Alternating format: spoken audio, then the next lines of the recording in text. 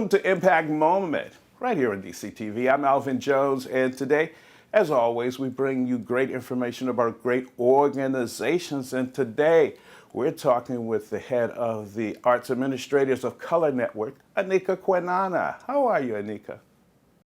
I'm doing well, Alvin. Nice to see you. Good to see you also. You know, eventually we'll be closer together. We just have to deal with it by Zoom right now.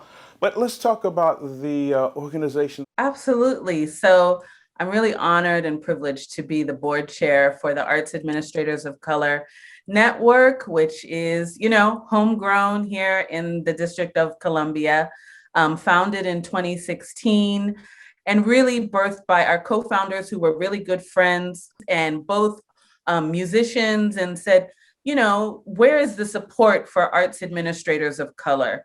Why is it that in the traditional spaces, folks don't think that there are people of color who are doing this work, who are in support of artists, who look like the artists that they're supporting? And so we knew, and I wasn't one of the founders, but they knew and surrounded themselves with like-minded individuals, that there was a need and there was a space for arts administrators who support artists, who believe in the work of artists of color, and that they themselves needed to be able to network and support one another. And so we were birthed in that way through a conversation, which led to a Facebook group and has grown to a 501c3. And we're so thrilled for the support of DCTV. Now, for those who don't understand what the term actually is, what is an arts administrator?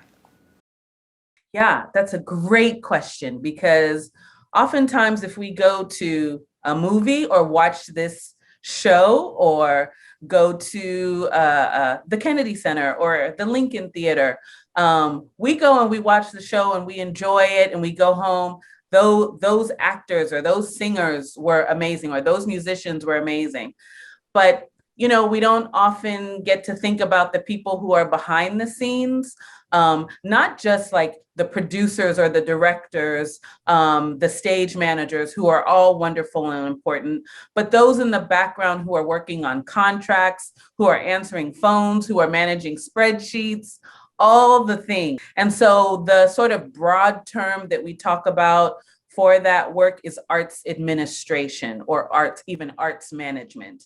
And so, yeah, that's what we do. Oftentimes we ourselves are artists and are really passionate about the field and the sector of the arts. And we want to make sure that artists are taken care of, that communities are supported and drawn into the work. And so, yeah, that's what arts administrators do.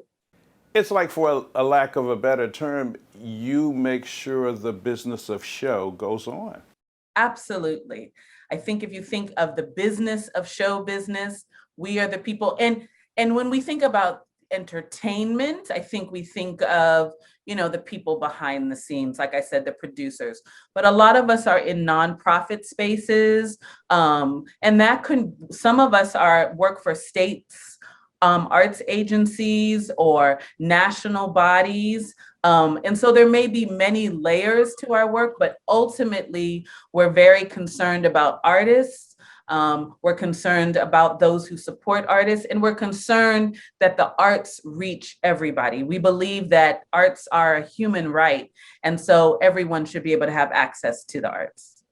I guess I have many friends that are arts administrators, and I just didn't know.